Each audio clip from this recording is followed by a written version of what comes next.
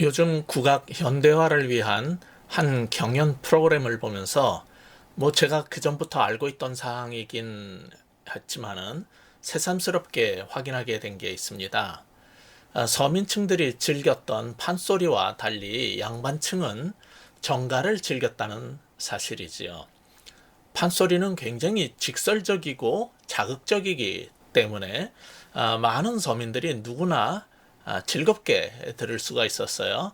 그런데 정가는 고상하고 우아한 발성과 그 나름의 아름다움 때문에 글 좀 읽었다는 선비들이 사랑하던 그러한 예술이었습니다.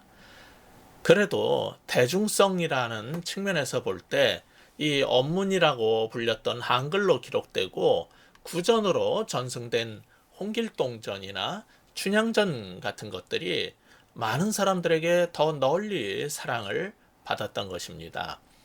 소설 홍길동전도 물론 많이 전해 내려왔지만은 특히 춘향전은 수백 년간 판소리로도 만들어져서 공연이 되었는데 왜 그렇게 사람들이 춘향전을 좋아할까 생각해 봤어요.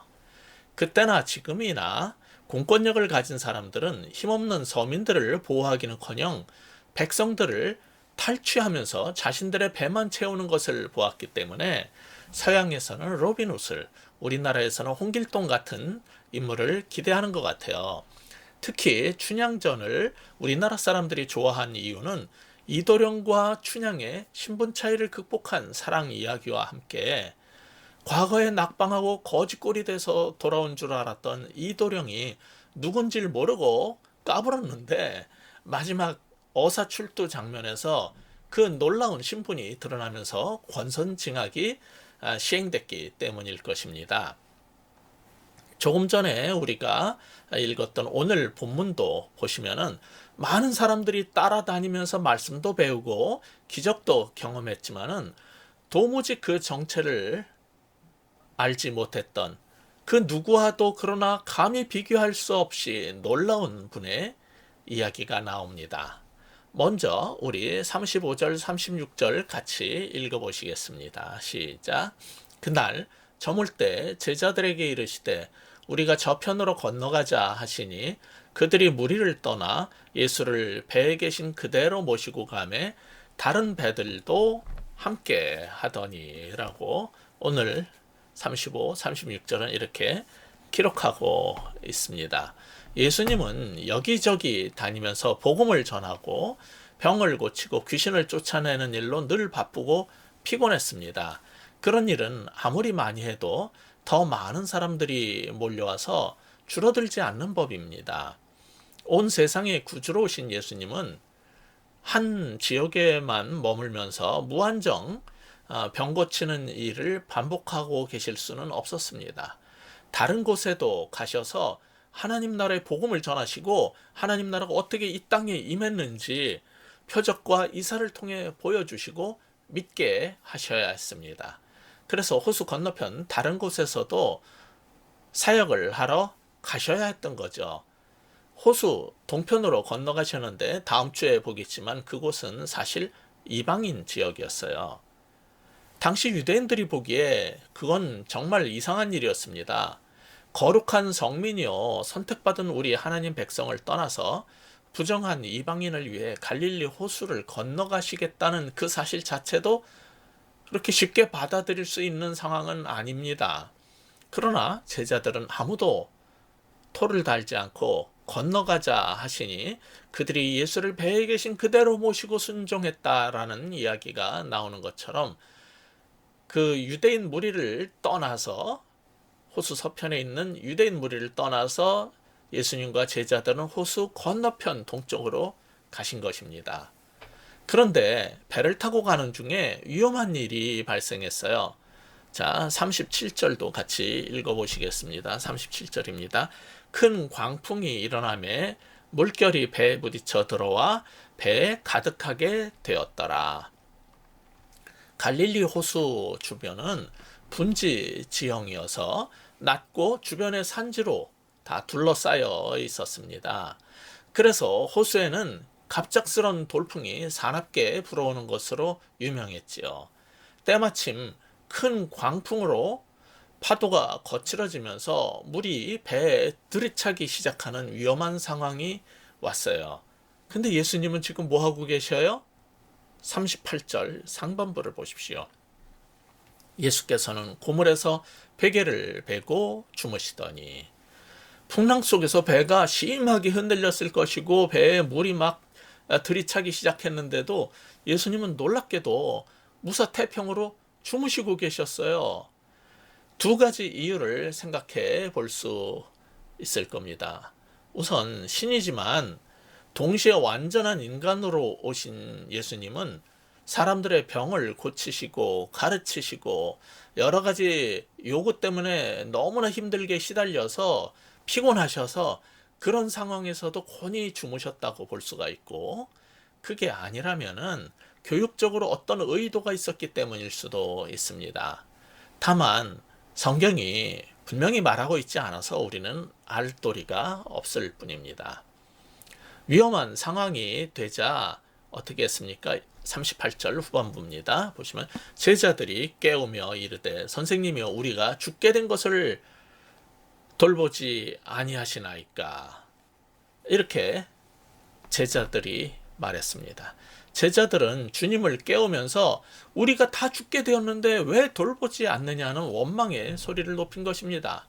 물론 상황이 상황이니만큼 놀란 제자들의 반응도 이해가 되지만은 무엇이 제자들의 근본적인 문제일까요?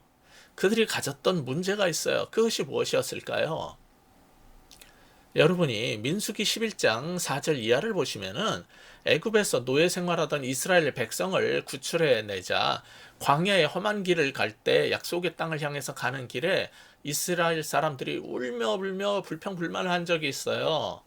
그 장면을 그 민수기 11장 10절은 뭐라 그럽니까? 백성의 온 족속들이 각기 자기 장막문에서 우는 것을 모세가 들으니라. 이러므로 여호와의 진노가 심히 크고 모세도 기뻐하지 아니하여라고 합니다. 그러니까 그들이 불평불만을 하고 울고 그러는 걸 보고 하나님께서 진노하셨던 거예요. 근데 이거는 그 10절에서 처음 있는 일이 아니고요. 그 민수기 11장의 첫 절, 1절을 보시면 이렇게 나옵니다. 여호와께서 들으시기에 백성이 악한 말로 원망하매. 그들이 그전에도 원망을 했어요. 그걸 하나님이 듣고 계시지요. 그래서 1절 후반에서 하나님 어떻게 하셨어요? 여호와께서 들으시고 진노하사 여호와의 불을 그들 중에 붙여서 진영 끝을 사르게 했다 라고 합니다. 하나님은 그 백성들이 악한 말로 원망하고 울며 불며 하는 거를 진노하셔가지고 징계하시면서 혼을 내주셨는데도 계속 또 그랬던 거죠. 이유는 4절에서 보듯이 먹을 게 없다고 울고 불고 징징댄 겁니다.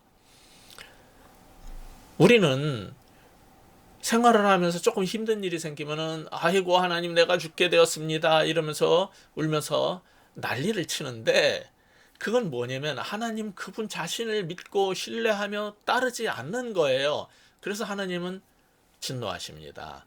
지금 제자들은 갈릴리 호수 한가운데서 거센 광풍을 만나자 예수님을 깨우면서 우리가 죽게 되었다고 난리를 친 것도 이게 똑같은 상황인 거죠. 자, 38절 후반을 보시면은 선생님이여 우리가 죽게 된 것을 돌보지 아니하시나이까 라고 불평을 했는데, 그렇게 말한 이유 중에 하나는 예수님이 너무나도 태평스럽게 주무시고 계셨기 때문일 수도 있겠죠. 근데 성경에 시편 127편 2절 후반부를 보시면 이렇게 말합니다. 여호와께서 그의 사랑하시는 자에게는 잠을 주시는도다. 이 잠은요 하나님에 대한 신뢰와 믿음의 선물이라고 하는 겁니다. 성경이. 어떤 사람은 조그만 일에도 근심 걱정이 많아가지고 잠을 못 자요. 예수님은 거친 풍랑이 있는 바다의 배에서도 걱정 않고 주무신 것은 하나님에 대한 신뢰 때문입니다. 그런데 우리는 이 상황을 어떻게 이해합니까? 제자들은 아니 우리가 지금 죽게 되었는데 주님은 돌보지 않으십니다 라고 불평을 한 거예요. 근데 주님이 우리를 돌보지 않는다는 것은 그들의 추정일 뿐 사실이 아니었어요. 우리는 항상 내가 원하는 순간에 내가 원하는 방식으로 행동하는 것만 돌봄이라고 생각을 하지만은, 주님은 그 사건 이전의 정황과 그 원인, 과거를 보시고 현재를 보시고 미래를 통해서 우리를 돌보고 계십니다. 다만 우리 자신이 보기에 돌보지 않는 것처럼 여겨지는 것뿐이지, 예수님은 그들을 돌보셨고 돌보고 계시고 앞으로도 돌보실 것입니다. 그들의 원망이 잘못된 것은, 하나님의 아들이 지금 한 배에 타고 있는데 자신들이 죽을 거라고 생각하는 것 때문입니다. 그들이 죽으면은 그 배에 같이 타고는 하나님 아들도 죽는다는 말이 아닙니까? 이건 말이 안 되는 거예요. 그러니까 자신들과 함께 하고 있는 이 예수님이 누군지 알았다면은, 그들은 이런 상황에서도 절대로 죽을 리가 없다고 걱정을 하지 않았을 겁니다. 그런 제자들의 문제에 대해서 지금 성경은 무엇을 기대하고 있는 겁니까? 그것이 오늘 이 본문이 우리에게 주는 첫 번째 교훈입니다. 첫째, 절망적 상황 속에서도 우리와 함께 하시는 예수님을 믿어야 한다는 겁니다. 절망적 상황 속에서도 우리와 함께 하시는 예수님을 믿으시기 바랍니다. 그들이 비록 그런 믿음이나 믿음의 행동을 보이지는 못했지만은, 주님은 일어나자마자 단번에 바다를 잠잠케 해버리셨어요. 그 후 40절에서 어찌하여 이렇게 무서워하느냐고 하셨고, 그 후에 본격적으로 본질적이며 참된 교훈으로 들어가십니다. 너희는 믿음이 없는 것이 문제다라고 지적하고 책망을 하시는 겁니다. 근데 요즘 사람들은 책망받거나 훈계받는 거를 싫어합니다. 이렇게 설교를 할 때도 교인들이 설교를 들으면서 항상 칭찬과 위로와 격려만 해주기 바라지, 회개하라든지 잘못된 점을 지적하며 고쳐야 할 것을 말하면 싫어하는 사람들이 있어요. 저 같은 목사들 가운데는 더 많습니다. 하도 교인들이 불만을 하고 그런 거에 대해서 상처를 많이 받아가지고, 목사들은 부정적인 얘기를 하면은 축복을 못 받는다든지 성공한 사람들 가운데는 부정적인 사람이 없다든지 하는 이런 거짓말을 하거나 은근히 협박을 하는 경우도 있어요. 알다시피 저는 주중에는 신학대학원에서 전임 교수로 섬기고 있습니다. 신학대학원에서 강의를 하면서 특히 요즘같이 온라인 강의 시대에는요, 학생들을 보지 못하기 때문에 특정 학생을 향한 게 아니라 교수로서 한국교회 문제, 현대 설교자들의 문제, 신학생들의 일반적인 문제에 대해서 지적하고 고쳐야 될 부분을 강의 중에 언급하게 됩니다. 그런데 이상한 반응을 하는 사람들이 간혹 있어요. 대부분의 학생들은 이제 중간 과제물을 제출을 한다 그럴 때, 그걸 제출하면서 소감으로 꼭 필요한 말씀 해주셔서 고맙습니다, 정말 많은 것을 생각하게 한 강의입니다. 심지어 어떤 사람은 부끄럽습니다만은 신학대학원에 들어와서 지난 4학기를 통틀어서 저에겐 가장 유익한 강의였습니다까지 이렇게 한 줄씩 써서 감사를 표해요. 근데 간혹 어떤 학생은요, 수업 중에 교수가 야단친다고 생각을 해가지고 그걸 이제 불쾌해하는 경우가 있어요. 그래서 한 학생은 과제물을 제출하면서 아무 말 하나 없이 과제물을 그냥 이메일로 딱 첨부 파일 하나 읽고 한 줄을 딱 했는데, 따뜻한 격려의 말은 사람을 강인하게 하고 자신감을 줍니다 라고 써서 보냈어요. 그런 은근한 반발이 교수를 강인하게가 아니라 약하게 하고 자신감을 줄입니다. 누구나 책망보다 따뜻한 말을 좋아합니다. 저도 그렇습니다. 누가 그걸 모릅니까? 성도들이 힘들 때 위로의 말로 그래서 감싸주지만은, 잘못된 행동을 할 때는 목사는 그들을 책망하고 바로 잡아줘야 하는 겁니다. 혼자 성경을 읽고 혼자 기도하는 신앙생활이 아니라, 구원받은 성도를 주께서 교회라는 한 공동체의 지체로 집어넣어 주시고 거기에 목자를 주신 이유가 바로 그것 때문입니다. 교회에서 교인들뿐만 아니라 학교에서도 이게 마찬가지예요. 선생은 학생의 잘못을 지적하고 고치고 바로 세워주라고 보내진 사람이고, 학생은 배우기 위해서 쓴소리도 마다하지 않는 좋은 스승이 필요한 사람들인 겁니다. 아무리 자신들이 틀리고 잘못해도 교수가 잘했어요. 아이고 힘내세요. 위로만 해주기를 바라시면 안 되는 겁니다.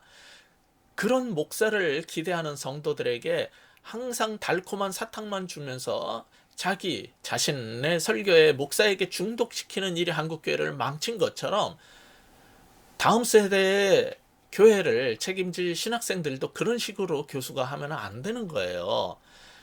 물론 저희 학교 학생들의 대다수는 중간 과제를 제출한다든지 실습 과제를 제출하면서 배우고 싶습니다. 많이 지적하고 가르쳐 주세요. 이렇게 해서 같이 써서 보내기도 해요. 그런데 그들을 위한 피드백 시간도 아니고 그냥 강의 중에 일반적으로 오늘날 설교자와 목회자가 고쳐야 할 부분을 언급했다고 칭찬과 위로의 말만 하지 왜 그런 소리를 하냐고 불평하는 거는 자신에게 문제가 있음을 깨달아야 하는 겁니다.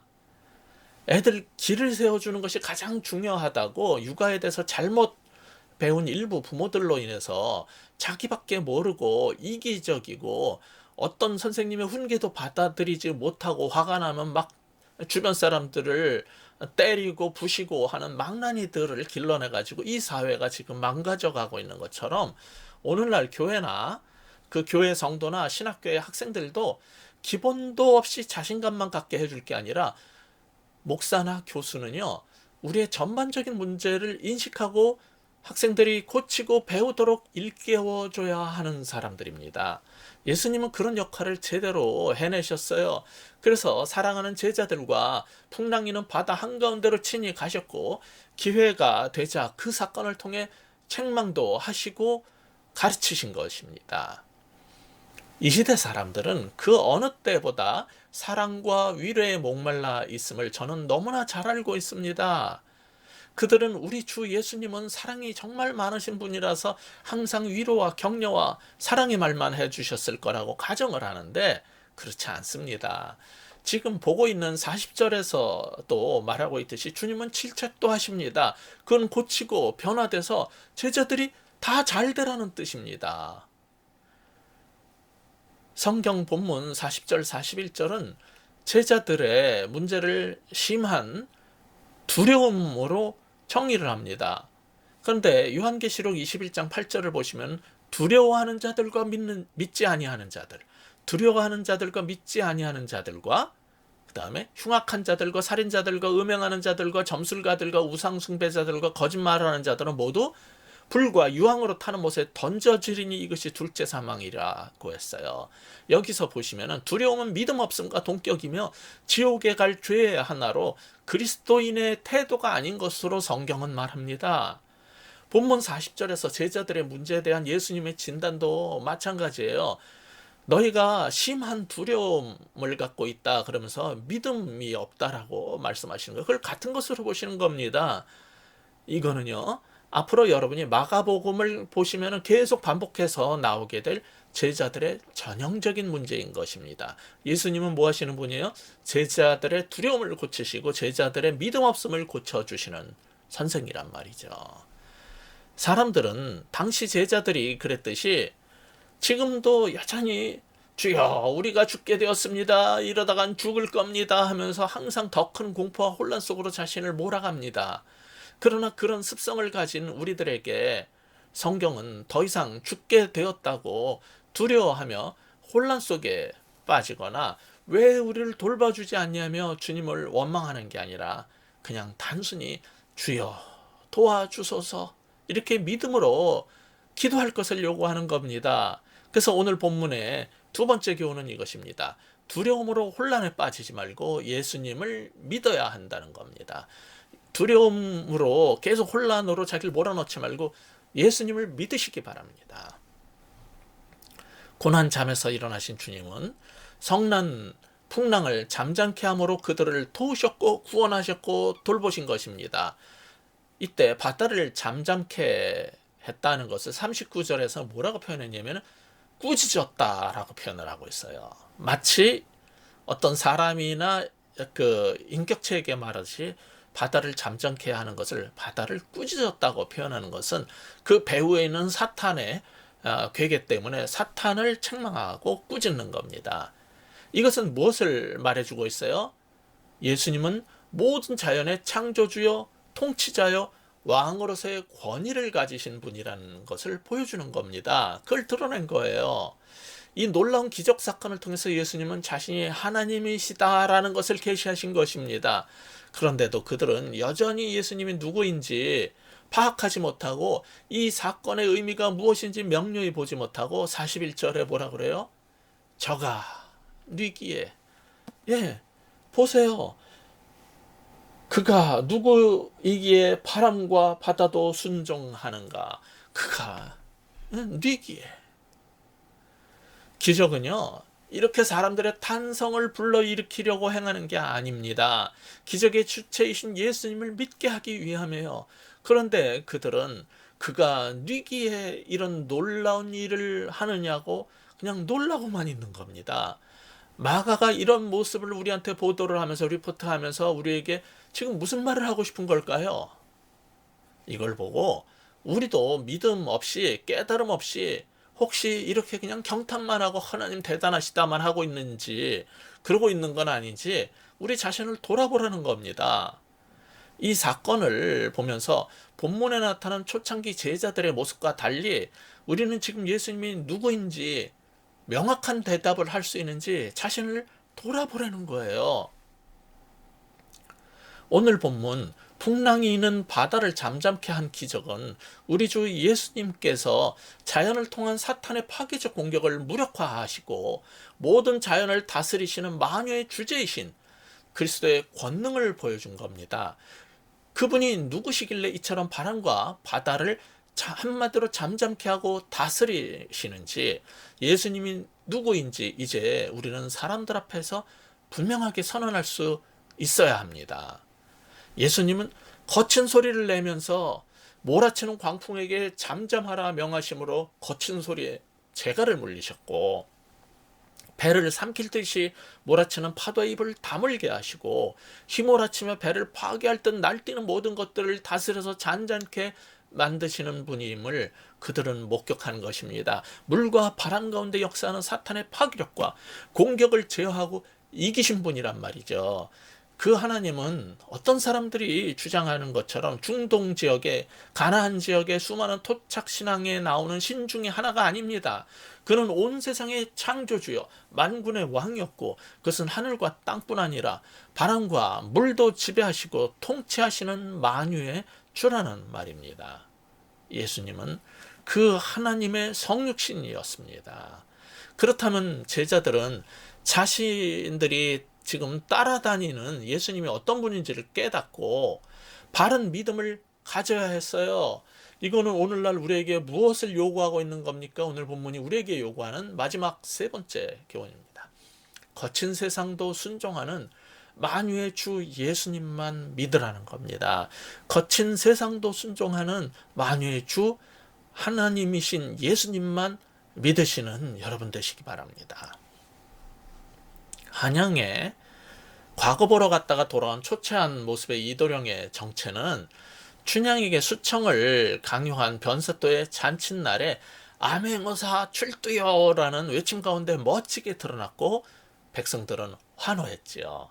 그런데 예수님이 누구인가 주님의 정체성은 변사또의 경우처럼 잔칫날이 아니라 풍랑이는 바다 한복판 우리가 다 죽게 되었습니다 하면서 두려워 떨 때 드러났어요. 그리고 또 하나의 차이, 아무도 암행어사 출두요라고 외치지 않았어요. 예수님이 하나님의 아들이다 라고 아무도 외치지 않았어요. 제자들은 그저 이분이 누구시길래? 라며 놀라고 경탄하고 있을 뿐이었습니다.